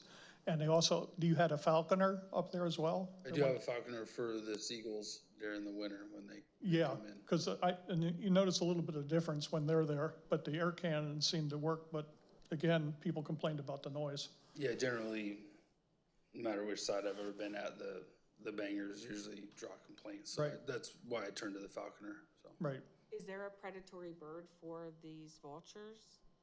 Nope. You don't know of any, nobody knows? Okay. Yeah, I mean, that would be, They don't I have know a- when I first started thinking about it, again, we have the Yeah, they falconer don't have that a comes on predator. for the seagulls. But I mean, we have 2 bald eagles that frequent the landfill, red-tailed hawk, a couple other birds of prey, and yeah, the vultures don't seem to worry about them much, so. On a typical day, are they usually there when you get in and they're there all day? Or when the tailgates start banging and stuff, they're gone, they leave? Well, and yeah, and talk about like what your because the observations are in Steel City, obviously, and what are your observations like on the site, the actual site? Yeah, I mean, generally for me, my observation when I'm driving around the site is there, where we have the perm fence, they're usually posted up there on top of the perm fence. The black vultures hang out by the ponds. They seem to like to be near the water where all the geese are at. So, I mean, generally if they are around that I see, they're in the vicinity. I know, not yesterday, the day before, they were like over the RNG plant, basically just circling above there, which I'm guessing is probably from the warmth of the flare. Yeah, they using usually that like to your rise. fencing, their fencing. Like you can see them, this is trash that's not covered, and they're all over it. And there's like a metal fence up there. They seem to hang on that. You have this metal, Above it, yeah. We yeah, have the wind they fence. seem to roost on that a lot. Right, yeah, generally my observation is I don't see them in the trash, like the seagulls and the crows are like in the trash. Right. But, they're usually trying to take stuff out. The vultures usually, they might be hanging around it, but generally I don't see them rummaging through it like you do see the seagulls or the crows do. But on this picture, you can see them rummaging through the trash. Yeah, I mean, I forget the date on it. It's not that long ago. But you can see, I mean, this is actually the trash, and this is them on the trash. So they evidently tend to there hang wasn't out any with fill other that day. birds, but again, like as far as birds that I've seen like trash in their mouth, it's usually the blackbirds, crows, or the seagulls are usually the ones that fly in and take stuff and leave. The vultures are just kind of hanging out with the rest of the birds. Waiting to see what's left over, yeah. Yeah, I don't know. Can you send the pictures with a date so that Yes. we can show when and where they were and what they're doing? Yeah, and I can get the ones from Steel City from the playground and the Mennonite Church. Yeah, but we need the dates. Okay, And I think it would also be helpful to note the location that they're taken from as well. sure, okay. Good point. Yeah, because I don't know if him chasing them off every day is gonna make the situation worse, and then they go down to their neighborhood and they hang out there, and then they go back to the landfill. You know what I mean? Do you put a big pile of something out there at the end of the day and let them, Right. let them feast? Have the DNR dump deer carcasses up there and let them stay up there, you know? I don't know. I mean, and I think everybody obviously knows this, and we're all just trying to get to the root of the problem, but, you know, I think that with all the development that's going on in the area as well, that animals are relocating and roosting in different places, and, there are different food sources for these birds in the vicinity as well. So I think we're all wanting to work to create a solution, but, you know, I think it's more of a global, perhaps, issue, and not necessarily just a landfill-created issue. Hi, I'm Maria Giles. This is really loud. I'm from Bethlehem Township. Thank you for coming. Yeah, I came all this way. I live right behind your landfill. I face the mountain, the north side. I guess I kind of need to know who everybody is here. I'm not real sure. I'm assuming you're on the board for the council for Saucon Valley. I'm Victoria Cordero. I'm Lower Saucon Township Councilwoman. I am the township liaison to the landfill committee.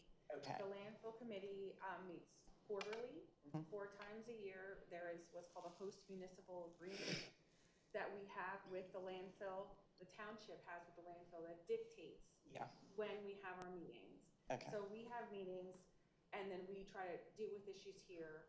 The township can then, during our council meetings, which we have most of the time twice a month, but July and August are once a month, we also can direct action from the council at that point in time. Okay. Our main contacts are the landfill, which they can introduce themselves. So we've got landfill, sorry. Yeah, you're good. Landfill. Scott, I'm the host inspector, so the host inspector working for. Inspector, so DEP has a program that any township that has a landfill in it can get somebody like myself certified to go out and inspect the landfill. Oh, so you don't work for the landfill? Okay, you're just an independent surveyor. I work for Hanover Engineering, and we are hired by the Okay. township to. And then you sound like you're from Bethlehem somewhere. I'm just a resident. I actually live in Steel City, so there's two Okay. residents that put up the board. Oh, okay, gotcha. Okay, and then you are? I'm the outside counsel for the landfill. Outside counsel, that's what I kind of figured. Real quick, you asked him how long he's been living in Steel City and how long he's been seeing the vultures. I understand where you were going with that question. However, I've lived in my home for 2.5 years, and only this summer have we seen the vultures. And when I say vultures, they're in my backyard. I don't mind vultures. I've lived with vultures in Florida. And no, vultures don't go after other birds.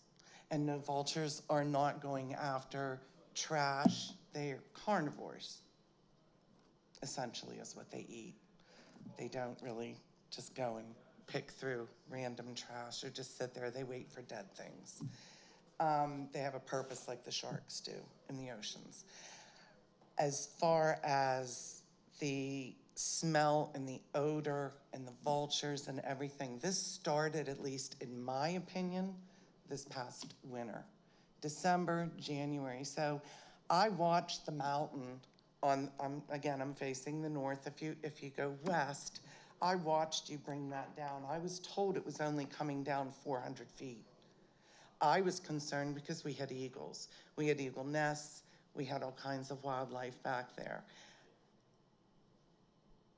You came down your 400 feet, you used it, you put grass on it, you moved going, east.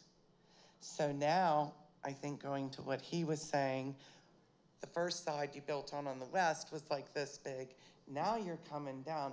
Now you made a comment that you're allowed to go 725 feet. From sea level. From sea level. So that That's means just you could elevation. come, so sea level, I'm assuming, would be the river?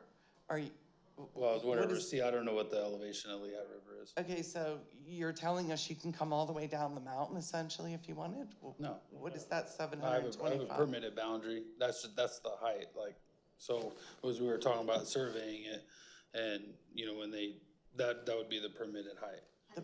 Which is what, At the peak, okay. Which is what Matt was So asking what about. we're seeing on the northern face, as far as you've come down now, where I think all the problems have started, in my opinion, and probably my neighbors, because we are smelling this almost daily now.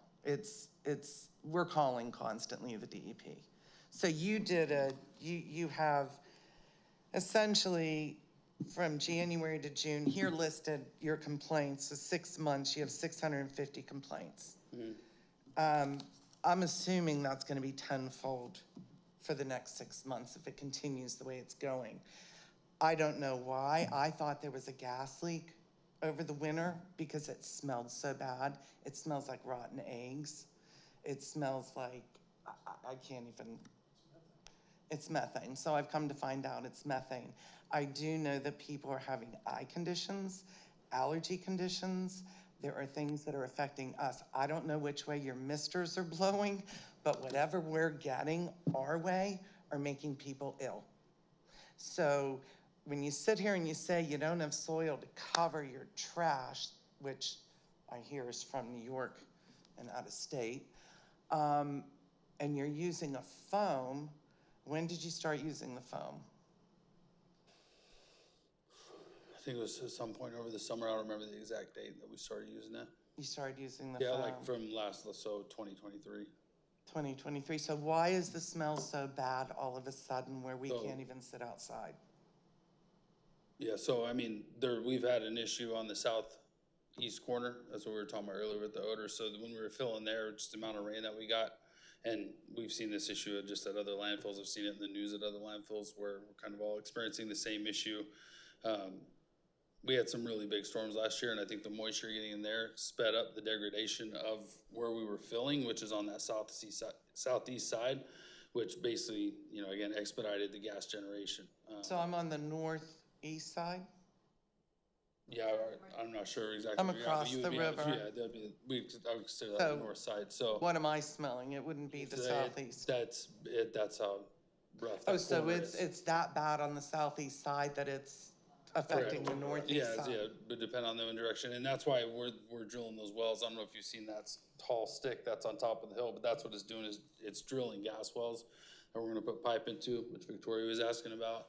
We'll attach that to the header, and then that will go into the GCCS system that you see in here, which is the gas collection system, and then that goes to the two guys that were here speaking earlier.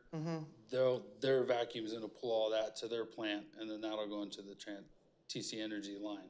So as we started having that issue in the southeast corner over the last, 6 months to a year, we've been trying different things, whether it was, adding more cover, clay with the, like these vegetative mats, and then we did a temp cap on the bottom, but then, the gas and leachate follow the path of least resistance. So when you cover that, then it goes and finds another way out. So that's where now we've bid, and they're actually installing the gas wells. So the hope, and we're confident that once we get those gas wells in, because that's how we control it already, is with those gas wells, that'll help keep the gas in the landfill instead of coming out.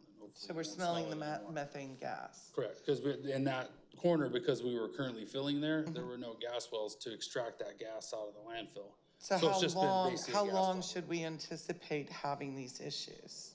Again, as we talked about earlier, we're hoping all the construction on this, weather pending, which is dry as it's been. Okay. Hopefully the goal is to be done before the end of July. Okay. And then once we have that online, RNG's online, then we have the RNG plant, to help pull that extra gas. And there's a hotline number on the township's website, so if you experience an odor in addition to calling DEP, we always recommend that you also call the Yeah, I second think we're hotline. calling everybody at this point. Okay. Yeah, we're covering all The people bases. on the site are the ones that could usually get out there the fastest, Okay, which is okay. why we encourage people. Okay, to maybe I'll call get us. that number then. And then. Just to be clear too, like sometimes for that notification, sometimes with the odors, obviously, it's like I tell people, if there was a switch I could flip it. Obviously, I'd prefer not to be a nuisance and prefer not to get the phone calls. And if it was that easy, but that being said, I like to be notified, because if there is a problem that is that simple, because sometimes there are certain things where maybe the flare went down or something happened, then at least if I know, then I can try to make an immediate fix. can't promise you I can make an immediate fix, but there are certain things where as long as I know about it, I can react a lot faster than, because generally what happens a lot of times, if I'm not notified, then the DP gets notified, and then 4 days later, I'm getting told, hey, we got a complaint. So that's why I do ask, and I go on record many times, I never tell you, do not call DEP. Call them, just throw me a line too. Like, that's all I ask, because it makes it easier for me to actually try to fix it than waiting 4 days later. Okay. You know what I mean? Like, it's tough to go and You figure knew out what my real about it problem is 4 a days year later. ago. You just said a year ago. Oh, people yeah, were no doubt. complaining. So, Again, There's been a lot of work done over the course of the past year to address the problem. And there's actually, I would encourage you, maybe write a note to the township for the May 24th letter that we wrote in response, and that details it out. So it's sort of an iterative process. well, it would seem like you would try and rectify a situation before adding to it. Well, I guess is the question I have. When you covered up the north side, a lot of things dissipated. We didn't see as many vultures. We didn't see, all this stuff that's now happening. Now you're bringing the landfill down, and here it's even tenfold than it was. So I guess my question is, you had that covered up pretty quickly. Now I'm looking at the bare land where you're coming down. How far down are you going from where it is now? And when will that be grassed over then?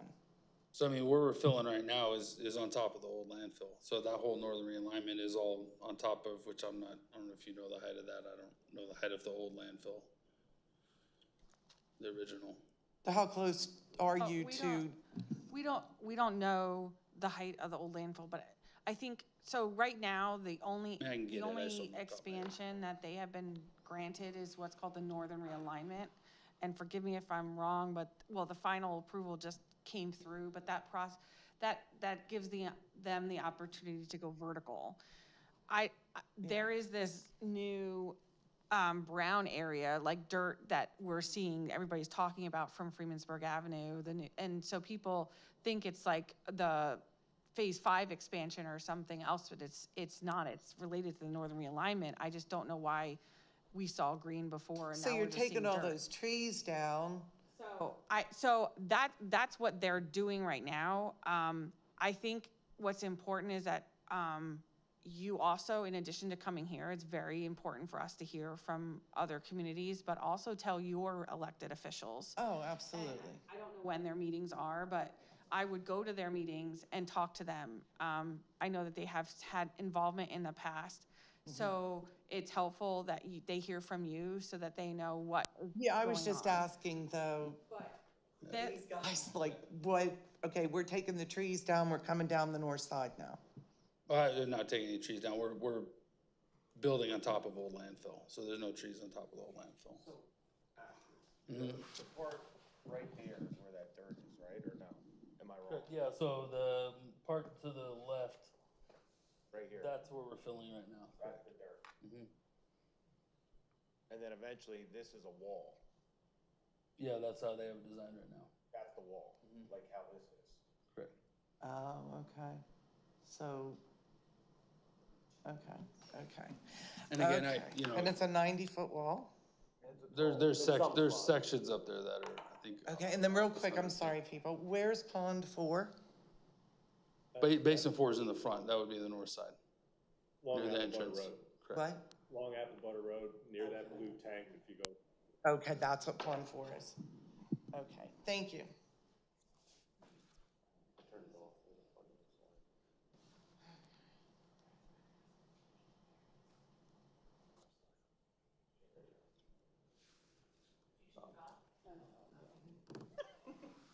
Have any other audience questions?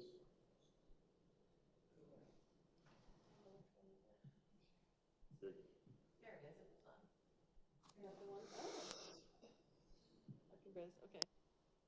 So for the Bethlehem Township, for their benefit, if I get this right, this is Apple Butter Road. This is on the other side of the mountain that you should never see. Okay? This is the active landfill, and then this is the northern realignment. Am I right with that? Yeah, that whole section. Right now, we're all the way to the left though in section 1. There's 3 Over different here. sections. Correct. the dirt that people see from Bethlehem Township, is that? Well, they're seeing the side slope of the southeastern realignment as we built up. Yeah. I mean, the best way I'd take them out there and give them a tour. Well, I mean, as far as dirt that goes up there, I mean, it's, The red one. I mean, this is where we're filling right now, right?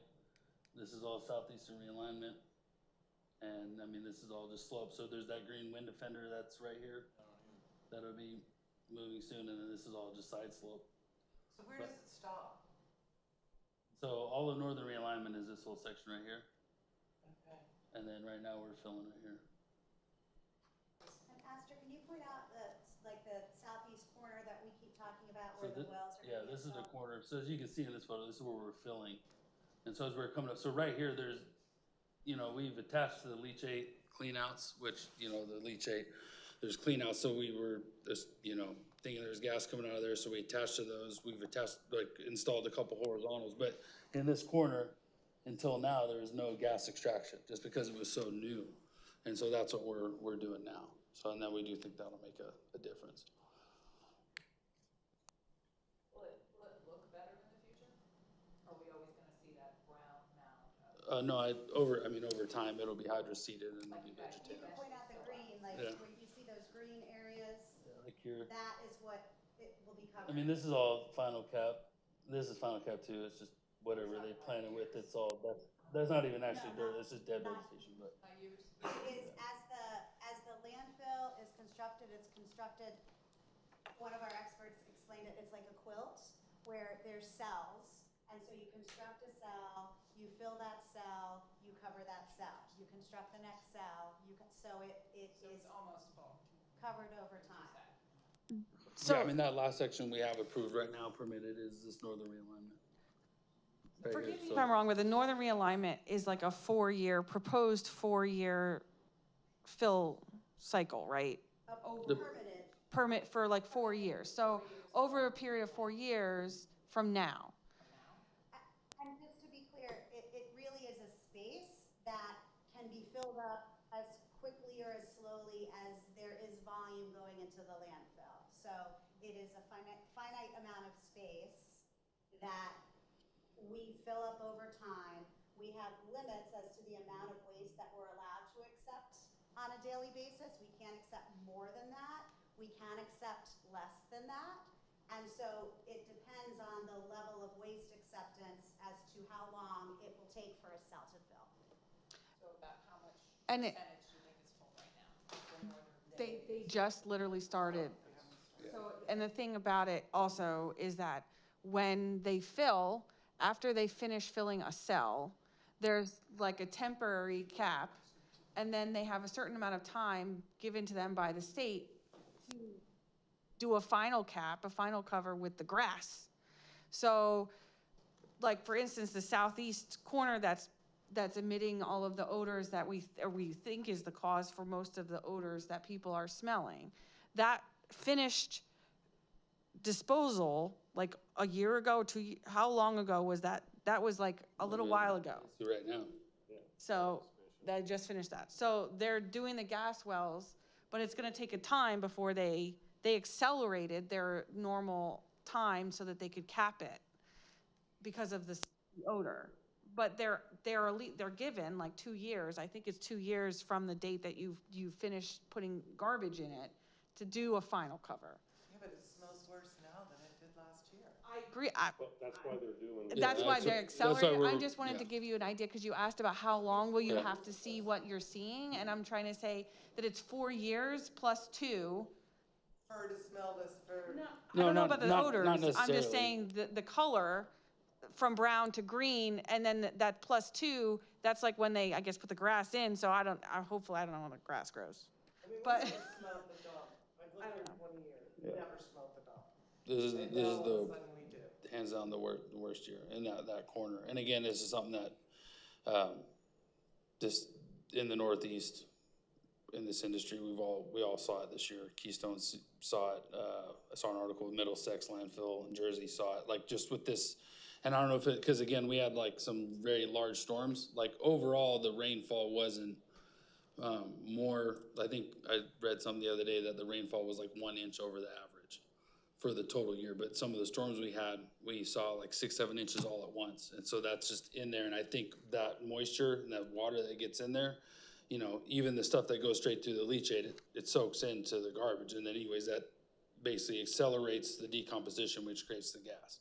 And so that's where we see this problem, and generally, that's why permitted wise, when you build a new cell, you have a time frame to put the wells in, and we're way ahead of that because of the gas odors, because again, generally, they don't come up that quick. So we accelerated the capping, we Yeah. accelerated the installation of these wells that normally wouldn't have to go in until later, but we're doing it now because we want to address the issues associated with these extreme weather events. And we're not the You only got the site. permit, I guess, June 27, 24 from Bethlehem, is that But correct? that's for our, because we direct lines to our leachate, to the wastewater That's treatment plant. leachate. So that's like all of the water, the garbage water, I call And it that was garbage just like water, a but renewal, really. that gets collected and sent to the Bethlehem wastewater treatment plant. Their permit was up last year sometime, I thought, and then they had been working with the city of Bethlehem to get a new permit, because Not a the new permit, city. a renewal of our existing So permit. the city of Bethlehem issues like a industrial waste permit, I get it right? And they issue that to the landfill and other industries that operate in the city of Bethlehem to accept water from those facilities. So the leachate that is collected through the piping system goes there, and they've updated their system. I can tell you, I am not happy that it's been over a year that we've had odors, and this is the ongoing concern that we have. So we try our best to work with the landfill and to see what we can have done. And we have to expand it some more? That's the question. Why? That's Why a do we need to keep question. I know for you guys it's a job, but why do we need to keep expanding it? There are different opinions. You know, our council changed this year because of that issue. Okay. Sorry. So it is Bethlehem. It's called the Bethlehem landfill, but it's on the Saucon side, or is It's your in Lower Saucon. expansion on Saucon? It used to be owned by the city of Bethlehem. Yeah, it's all in Lower Saucon Township. It's all in Lower Saucon Township. Okay, we're just smelling all of it. But that's why I encourage you to speak to your local representatives, because they can then work with our township, our elected officials, and we can do what we can, working with the state to try and mitigate what we currently have and deal with whatever may be coming down the pipe. So there was a lot of stuff that happened last year. Wherever that ends up, I don't know. But we're doing what we can to try and help the community as best we can. So thank you for coming. Can we get your number? You said we should call the landfill. Yeah.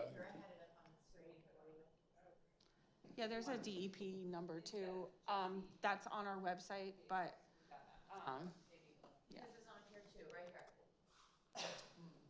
It's 610-317-3200, option 4, right, Oscar? Yes. Is there a Cody? That's me. Oh, you? Oh, I was gonna call you the other day. Okay, good. Nice to meet you. Whenever you want. You know, I was told.